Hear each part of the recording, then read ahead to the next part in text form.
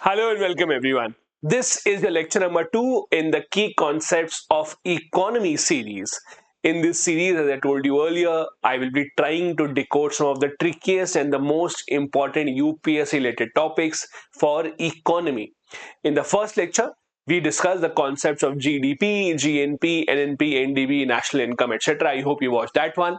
In this lecture, I will be discussing another set of extremely important topics that you should know.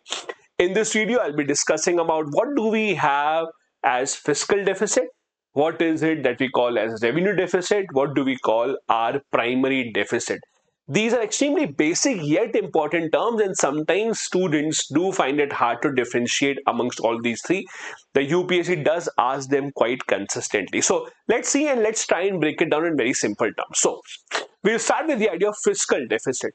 Fiscal deficit, in simple terms, the government's total expenditure and the government's total receipt. Receipt means earning. So let's assume for a moment that in the entire year, you plan to spend 100 rupees, but your earning somehow is only 80 rupees. So the difference, that is 20 rupees, you have to make sure that you get this 20 rupees somehow. Otherwise, how will you spend all that expenditure, all that plan that you have? So there are multiple ways in which you can get that 20 rupees. If you are the government, you can print that money, or you can borrow that money from within the country in the market or from outside. Whatever money that you have to get in total so that your expenditure is fulfilled, this is called as fiscal deficit. Simple. No difficulty, no problems with this. Simple idea: total expenditure of the government, total receipts of the government, whatever the difference is. When the difference is in negative, means our expenditure is higher, then we have to take money. This is called as fiscal deficit. For example, if you look at the current scenario, financial year that ended in March 2025, at that time, India's fiscal deficit was around 4.8% of our GDP, around 15.77 lakh crore rupees. So this again is simple. This is how we determine our fiscal deficit. It takes into consideration total expenditure, total receipts, does not differentiate between the kind of expenditure, etc. Second that we have is called as revenue deficit. Now, what is revenue deficit? In simple terms, revenue expenditure minus revenue receipt. What do you mean by this? Revenue expenditure means the expenditure that the government has to bear for their day-to-day expenses. So there are lakhs of people who are government employees. Government has to give them salary, give them pension, their day-to-day working. That is a recurring expenditure of the government. This is an expenditure against which no asset is being built.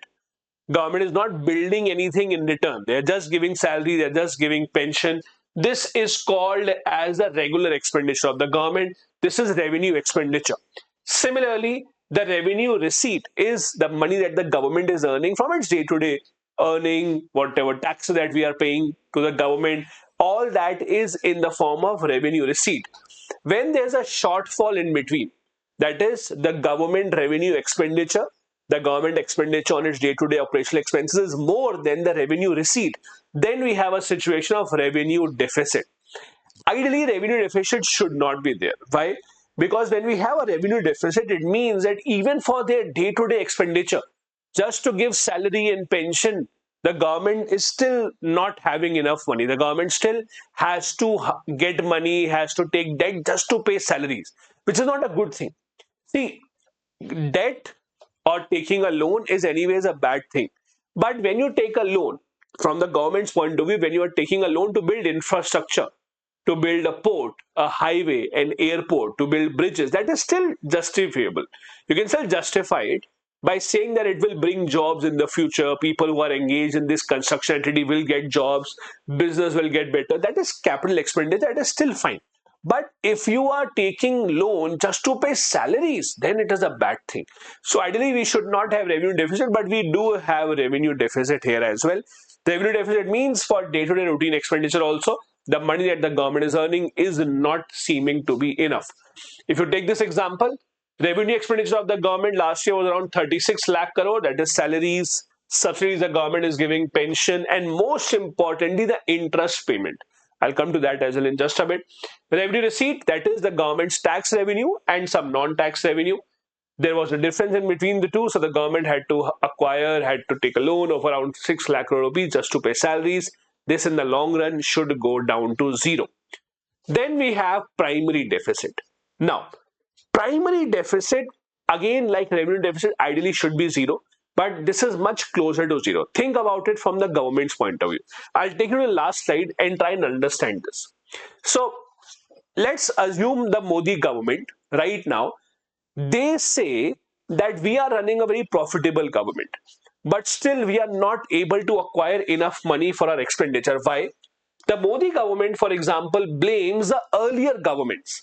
The Modi government says that if you look at the earlier governments, they took so much loan over the years. Every single year, Indian government has to take a loan. Since our independence, we have been running a deficit. So every single year, we have to take a loan.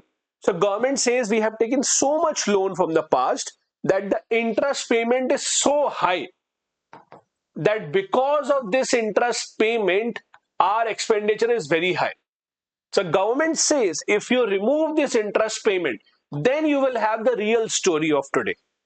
Government says that for the past governments, they took the loan. We are now giving the interest back on their loan, which is bad. So don't judge us by their loans. So government says ideally, when you look at the present picture, you should not look into the interest that we had to repay, because this is not our mistake. Understand, this is the previous generations. So because of this, now we take into consideration primary deficit. So primary deficit means whatever revenue deficit the government had.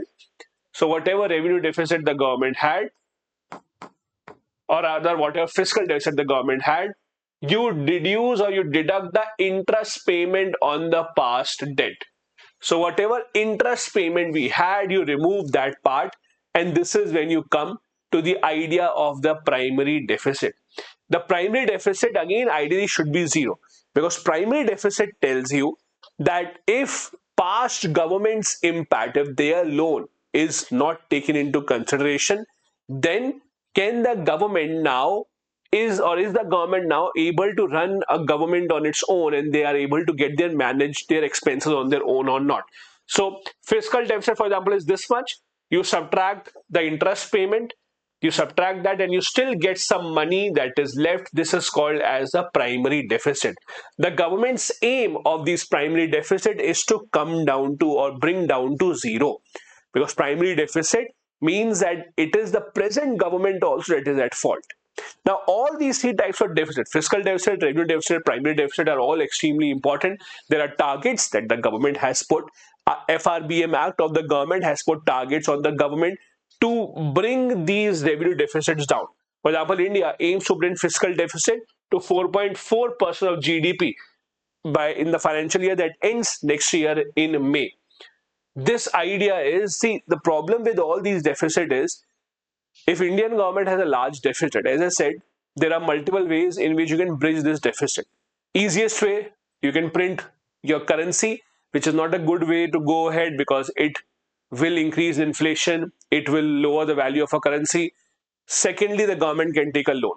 The problem with the loan is that the more loan that you take, the more interest you will have to give. Loans again are of two types: loan that can be taken from within the country and loan that can be taken from outside the country.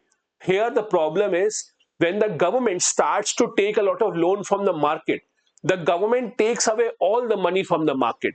So the money is not left for anyone else in the market. So the investment going into different sectors, investment that could have gone to different people, loan that people could have taken otherwise, that money dries up. So what the government does is, this crowds out private investment. Please understand this phrase. Too much government borrowing crowds out private investment. Means the government takes so much money out of the market, the government sucks so much money out of the market that the remaining people who want money from the market do not get any money. This impacts India's borrowing cost, so we will have to pay a higher rate of interest to get this loan. This is again an indication of poor fiscal wealth. It's an indication that the government is not able to manage its finances in the long run. This is where all these deficits matter. These are the recent trends, these are the recent numbers with respect to India's deficits of different type. Again, all these three are extremely important to understand. You should know these.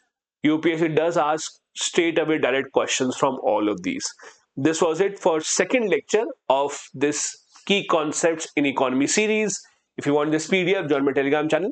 The link is in the description of the video. I'll be happy to share this with you. If you're new here, do hit the subscribe button as well.